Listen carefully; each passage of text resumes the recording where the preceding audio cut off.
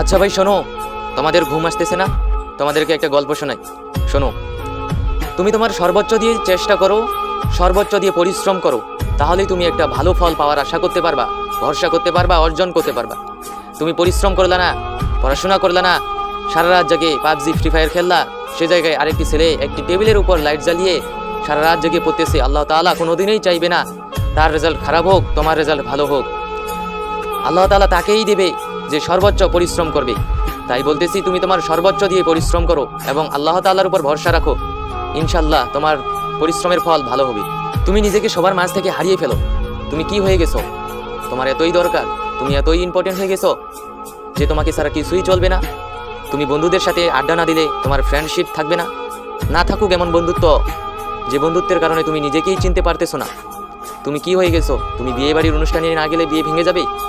তুমি ফোন না ধরলে তোমার আত্মীয়তা নষ্ট হয়ে যাবে। তাই বলতেছি, তুমি নিজেকে হারিয়ে ফেলো।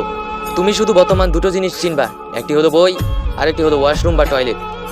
এই দুটো জিনিস নিয়েই তুমি এখন হারিয়ে যাও। তোমার হাতে এখনো সময় আছে, তুমি নিজেকে পাল্টিয়ে ফেলো, সবাইকে দেখিয়ে দাও তোমার দ্বারাও কিছু সম্ভব। তাই সব ভণ্ডামি বাদ দিয়ে এখনই ফিরে আসো। এটাই ফিরে আসার মুমূর্ষু সময়। আজকে এখান থেকেই